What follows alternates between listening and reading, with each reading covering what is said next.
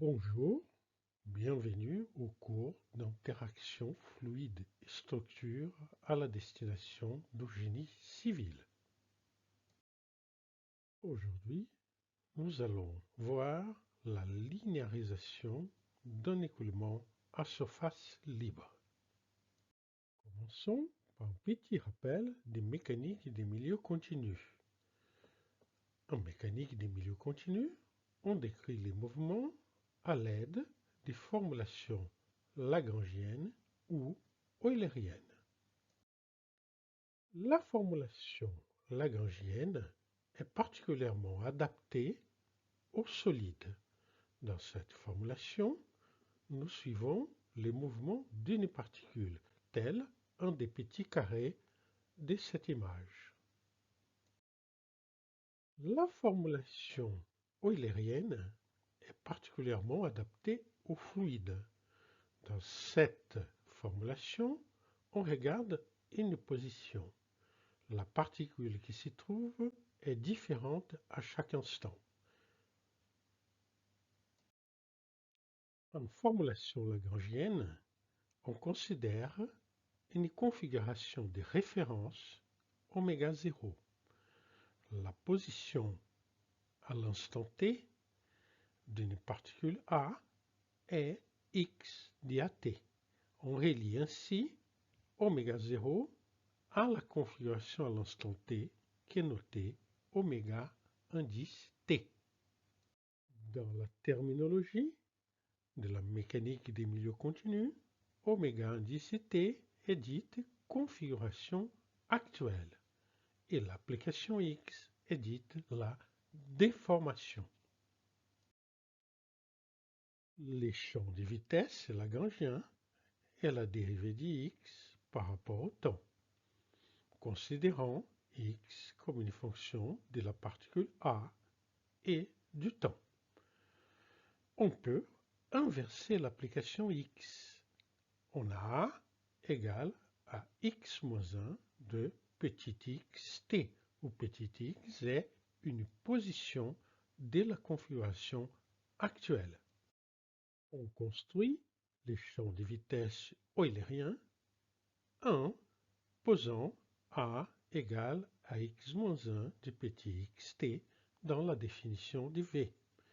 On obtient ainsi une fonction petit v qui associe à une position de la configuration actuelle oméga indice t la vitesse de la particule qui se trouve dans cette position à l'instant t. Les champs d'accélération est la dérivée des vitesses par rapport au temps. On commence par l'écrire en lagrangien et puis on peut les transformer en eulérien. Dans le cas eulérien, le petit gamma d'xt s'écrit comme étant la dérivée partielle de v par rapport à t qui multiplie la dérivée de v par rapport à chaque petit x multiplié par la dérivée de chaque petit x par rapport à t. Nous avons donc une formule classique où il apparaît un opérateur lui aussi classique, v scalaire gradient. L'opérateur v scalaire gradient s'écrit comme la somme des vi d dxi. Il traduit les passages d'eulérien en lagrangien. Rappelons aussi que la mécanique des milieux continus est basée sur des lois de conservation. Les lois de conservation, généralement, s'écrivent sous forme eulérienne. Bien entendu, il est possible aussi de les écrire sous forme lagrangienne, mais cela conduit en général à des formules plus complexes. Quand on considère une quantité Q de AT, cette quantité s'écrit sous forme eulérienne comme étant petit q de xt égale à q dx moins 1 dxt t. La conservation de cette quantité s'écrit sous la forme suivante. La dérivée de l'intégrale de q sur un petit domaine oméga indicité est égale à l'intégrale d'oméga indicité de dq dt plus q divergence du v dx.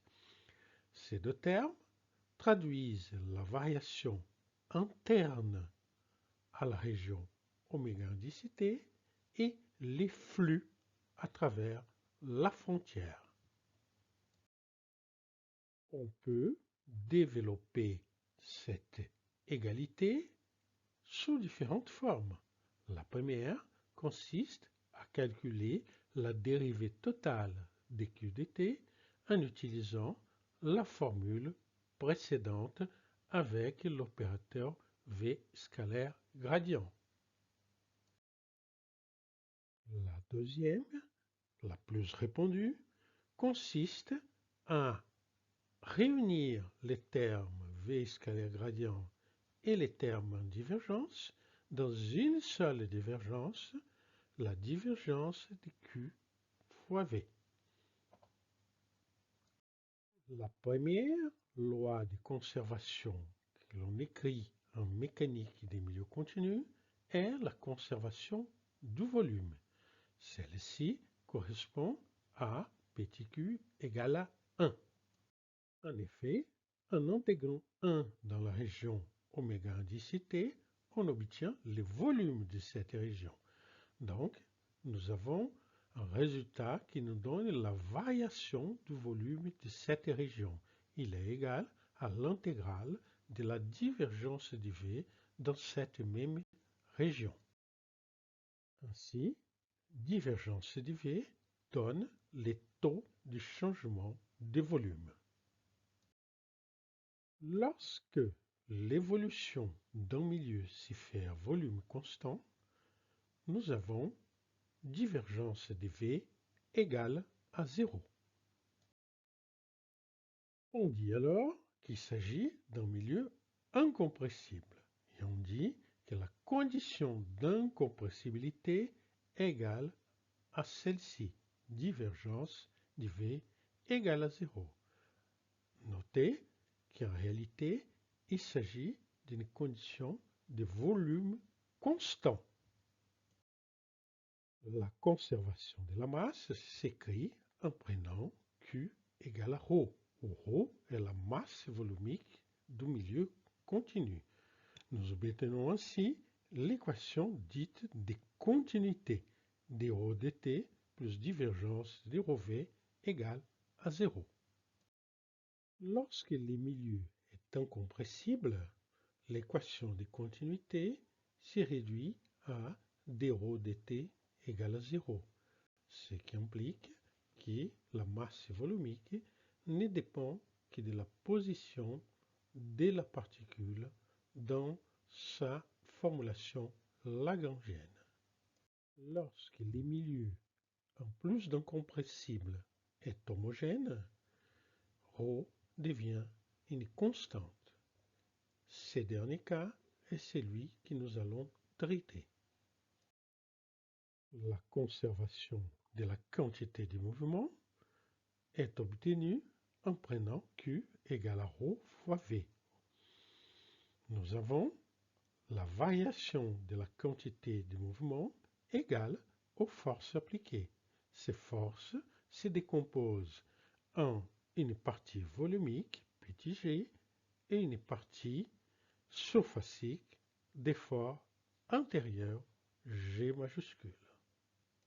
D'après les théorèmes de Cauchy, il existe un tenseur, dit tenseur de Cauchy, noté sigma, tel que l'intégrale de G sur la surface d oméga dt est égale à l'intégrale de sigma n sur la même surface. Nous obtenons alors une égalité qui fait intervenir la divergence des sigma. Nous obtenons ainsi l'équation classique ρ dV/dt égale G plus divergence des sigma. Cette égalité est souvent écrite composante par composante sous la forme ρ dVi/dt égale à G d'ici plus sigma ij virgule J. On peut écrire aussi la conservation du moment cinétique qui nous permet de conclure que le tenseur sigma est symétrique. Il est possible aussi d'écrire la conservation de l'énergie qui aboutit à l'égalité ρ dérivée de E dt égale à sigma 2.d plus R moins divergence Q. Ici, E est l'énergie interne, R est la chaleur transmise par rayonnement et Q est le vecteur flux de chaleur. Rappelons qu'il y a un fluide en mécanique des milieux continus et un milieu tel que ses efforts intérieurs dépendent du taux de déformation. Un fluide newtonien a ses efforts intérieurs caractérisés par une pression et deux paramètres, lambda et mu. L'incompressibilité s'écrit divergence de V égale à 0. On dit que le fluide est parfait lorsque l'équation mu est nulle. Un fluide parfait incompressible a les efforts intérieurs qui dépendent seulement de la pression et vérifie la condition d'incompressibilité. Traditionnellement, les mouvements d'un fluide est décrit par les équations de Navier-Stokes. Ces équations proviennent du bilan de la quantité du mouvement. Nous allons les déduire pour le cas d'un fluide incompressible. Pour les obtenir, il suffit de se rappeler de la définition de sigma pour un fluide newtonien. Lorsque le fluide est incompressible, nous avons sigma égale moins P identité plus 2 fois mu fois D. En remplaçant cette expression dans les bilans de la quantité de mouvement, nous obtenons les équations de Navier-Stokes. N'oublions pas que les fluides doivent aussi vérifier la condition d'incompressibilité. Dans le cas d'un fluide parfait incompressible, les termes en mu disparaissent. Les équations se simplifient et deviennent celles-ci. Examinons les cas d'un fluide parfait incompressible soumis à la pesanteur. Tel est le cas qui va nous intéresser. La pesanteur dérive d'un potentiel, ρ, G, x3. Reprenons les équations de Navier-Stokes incompressibles. En remplaçant les potentiels dans ces équations, nous obtenons dV/dt égale moins 1 sur ρ gradient de ρgx3 plus P. En transformant la dérivée totale dV/dt en dérivée partielle dV/dt, nous obtenons l'expression suivante. Dans le cas homogène, comme nous avons vu, la masse volumique est constante. Nous pouvons donc tout écrire à l'intérieur d'un seul opérateur de gradient. Lorsque nous considérons l'écoulement irrotationnel d'un fluide parfait, incompressible, soumis à la pesanteur, nous avons une condition supplémentaire. Les rotationnels du champ de vitesse s'annulent. Par conséquent, les champs de vitesse dérivent d'un potentiel. L'écoulement étant incompressible, nous avons aussi que la divergence de champ de vitesse est nulle. L'écoulement étant incompressible, nous avons aussi que la divergence de champ de vitesse est nulle. En combinant ces deux équations, nous avons que le Laplacien du potentiel de vitesse est nul. En plus de cette équation, nous avons aussi l'équation de Navier-Stokes.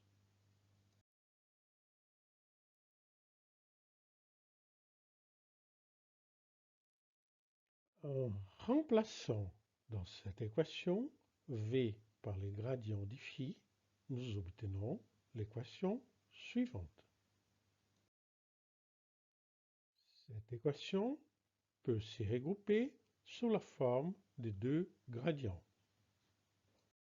Dans les cas homogènes, ça se réduit à un seul gradient. Nous avons alors que dφ dt plus 1,5 du module des gradients phi au carré de gx3 plus p sur O est égal à une fonction qui ne dépend que du temps. Cette fonction est arbitraire, nous pouvons la choisir comme étant 0. Ainsi, l'écoulement irrotationnel d'un fluide parfait, homogène, incompressible, soumis à la pesanteur est décrit par deux équations qui sont celles-ci. La première équation permet les calculs des phi, les potentiels des vitesses. La deuxième équation permet les calculs des pressions.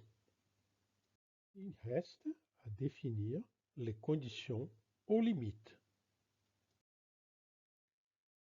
Le premier type de conditions aux limites que nous avons à traiter est le contact avec une paroi. La paroi a une équation psi de xt égale à 0 et elle partage l'espace en deux régions. L'une région où psi est négatif et l'autre où psi est positif. Supposons que les fluides occupent la région négative. Les gradients indiquent la direction où la fonction augmente. Donc, les gradients pointent vers la région positive.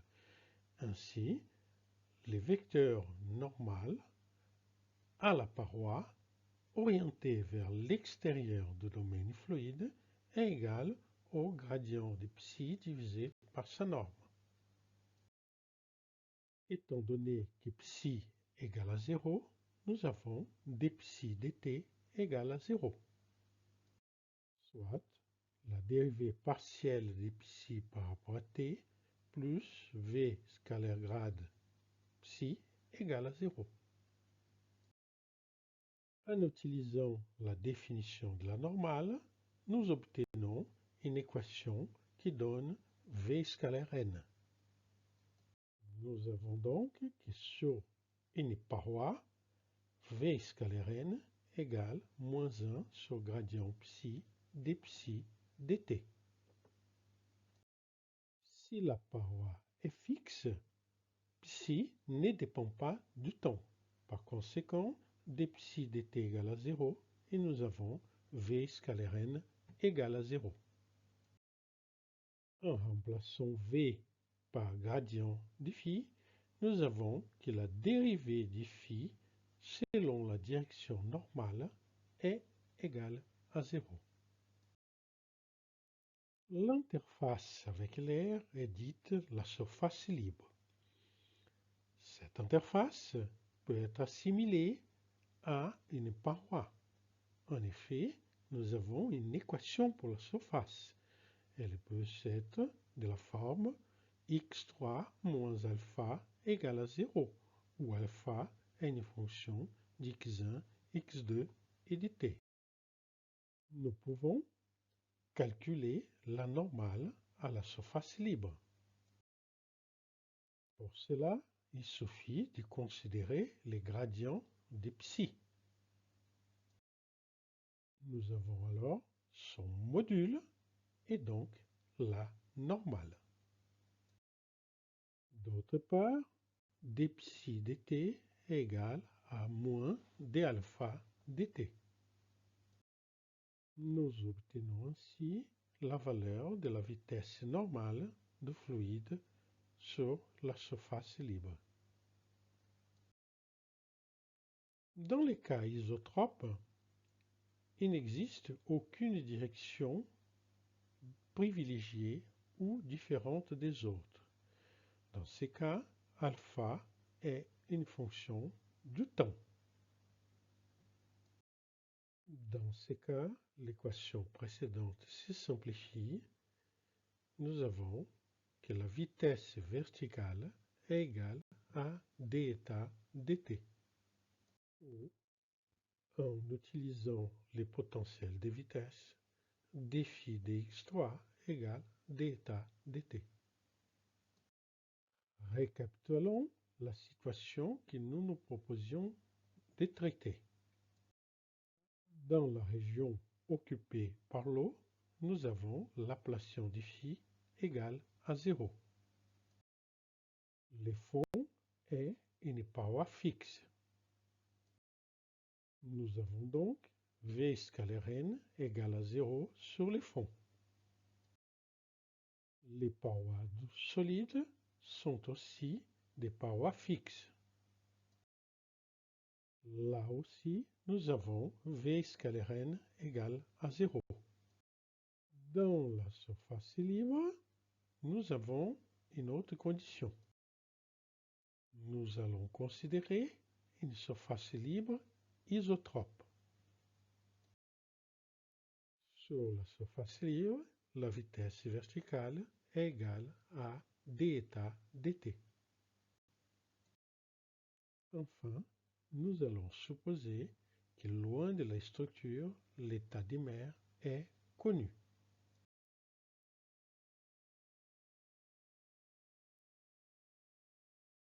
Récapitulons l'ensemble des équations.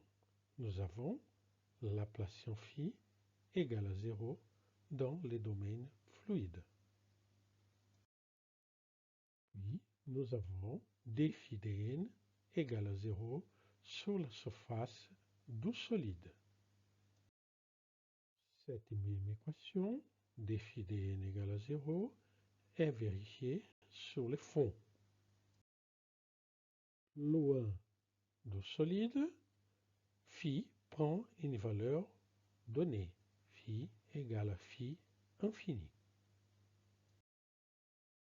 Sur la surface libre, nous avons d phi dx3 égale dθ dt. Puis, dans les domaines fluides, nous avons une équation dite condition de Bernoulli qui relie les pressions à phi. Sur la surface libre, la pression doit coïncider avec la pression atmosphérique. Ainsi, la condition de Bernoulli est satisfaite avec la pression atmosphérique à la place de la pression. Il faut noter que la condition de Bernoulli est la seule condition non linéaire de notre problème. Voici les problèmes complets avec la condition de surface libre. Comme indiqué, la seule condition non linéaire est la dernière. Une fois les problèmes résolus, on peut déterminer les pressions dans les fluides à l'aide de la condition de Bernoulli. Cette formule donne la valeur de P à n'importe quel point du fluide. Pour la résolution du problème, nous allons utiliser une technique de linéarisation qui conduit à résoudre une succession de problèmes linéaires. La méthode est basée sur un développement en série de la condition à l'infini, loin du solide. La valeur du phi infini se développe dans une série en fonction d'un paramètre epsilon. De manière analogue, toutes les quantités considérées sont développées en fonction de ces mêmes paramètres. En résumé, nous considérons un état connu du fluide noté phi0 avec une surface libre état 0. Cet état connu vérifie toutes les équations du fluide. L'état perturbé du fluide, phi état, vérifie lui aussi toutes les équations du problème. On considère les développements des états et des phi. Avec ces développements, nous pouvons calculer des états dt et gradient phi. Nous allons remplacer ces développements dans les équations du problème. Puis, nous allons comparer les polynômes en epsilon à 0. Chaque fois qu'un polynôme sera égal à 0, nous allons imposer que tous les coefficients du polynôme sont nuls. Par exemple, la condition Laplacien phi égale à 0. En remplaçant les développements du phi dans cette équation, nous obtenons Laplacien phi 0 plus epsilon Laplacien du phi 1 plus epsilon 2 Laplacien du phi 2 plus etc. égale à 0. Donc, nous avons Laplacien du phi 0 égale à 0, Laplacien du phi 1 égale à 0, Laplacien du phi 2 égale à 0, et ainsi de suite pour tous les termes du développement. De manière analogue, nous considérons la condition des phi dn égale à 0. En remplaçant les développements, nous aurons à nouveau un polynôme, un epsilon, qui est égal à 0. Nous obtenons alors des équations pour des phi indice k dn, pour k égale à 0, 1, 2, 3, etc. Pour chacun des termes, des phi dn égale à 0. Il faut noter que cette méthode s'applique lorsque le solide est en mouvement. En effet, si le solide bouge, la normale peut varier. Nous pouvons alors appliquer la même méthode. Considérons un développement de la normale à l'aide d'un polynôme en epsilon. Étant donné que d phi dn égale gradient phi scalaire n, nous pouvons remplacer dans cette expression à la fois les développements des phi et les développements des n. Puis, nous effectuons les produits et nous regroupons les termes selon la puissance des epsilon. Nous obtenons alors des dérivées analogues et des équations du même genre qui nous donnent les conditions limites lorsque n varie. Pour les problèmes que nous considérons, comme nous l'avons remarqué, la seule condition non linéaire est celle de Bernoulli. Nous devons donc la linéariser. Les termes non linéaires est module des gradients phi au carré. Nous pouvons développer cette expression à l'aide de polynômes en epsilon. En regroupant les termes en fonction de la puissance de epsilon, nous obtenons un polynôme en epsilon qui représente module des gradients phi au carré. Remplaçons ces résultats dans la condition de Bernoulli, puis en identifiant l'équation des puissances d'epsilon à 0, nous obtenons une suite d'équations linéaires pour chaque phi k. Par exemple, voici les problèmes à résoudre pour déterminer phi 1. Et ce problème est dit problème de premier ordre. Nous voyons que toutes les équations sont linéaires. Voici les problèmes de second ordre. C'est lui pour la détermination des phi 2. Ce problème est linéaire en phi 2 et contient un terme qui est apparemment non linéaire, gradient du phi 1 au carré. Cependant, ce terme est une donnée, puisque la valeur du phi 1 aura été déterminée en résolvant les problèmes linéaires précédents.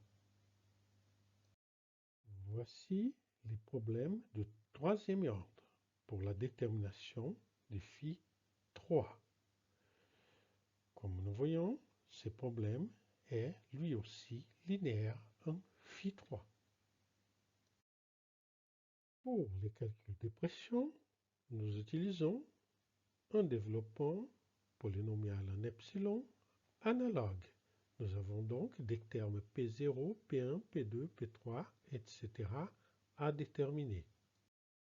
Ces termes sont calculés en remplaçant ces développements dans la condition de Bernoulli.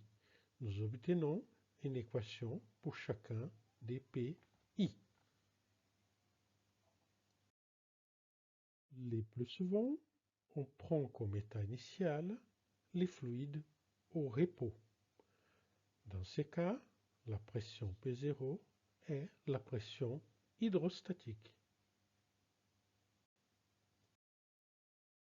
Lorsque l'état initial est 0, les équations se simplifient. Commençons par éliminer les termes phi 0. Ensuite, dérivons la dernière équation par rapport au temps. Nous avons une dérivée seconde qui apparaît d2 phi dt2 plus g d'état dt égale à 0.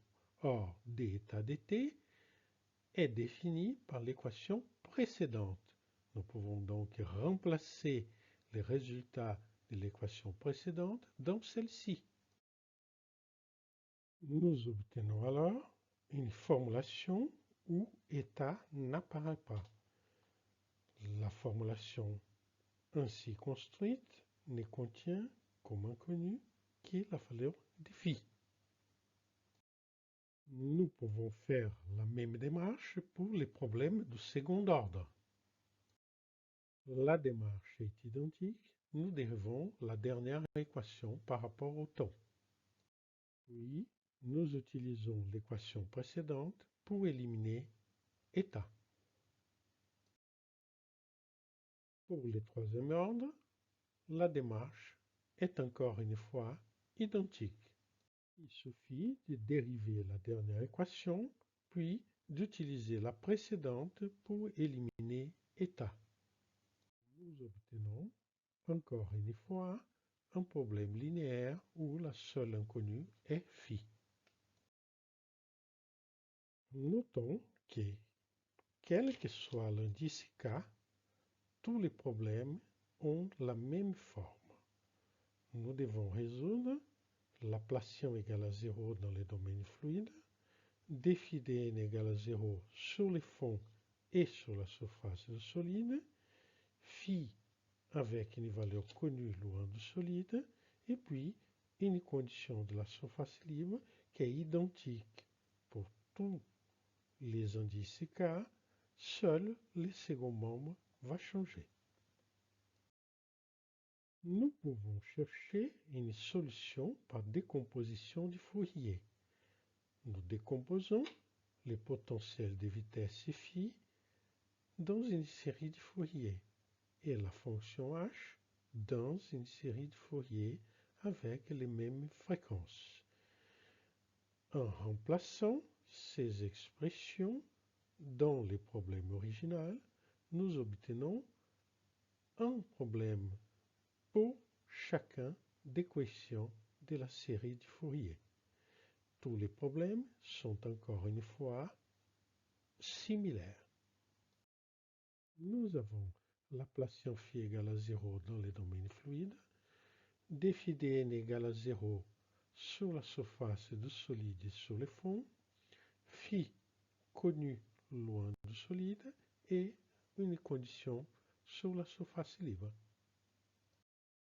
La structure générale de ces problèmes est la même, seule la valeur d'IH va changer d'un problème à l'autre. Ainsi, pour déterminer la solution du problème sous loyer des structures, pour calculer les pressions, nous devons résoudre numériquement ces derniers problèmes. Si nous savons déterminer la solution pour oméga et h donnés, nous pouvons construire la solution pour toutes les fréquences de la série de Fourier et puis déterminer complètement les champs de pression. Nous allons donc attaquer la résolution numérique de ces problèmes. Merci, au revoir.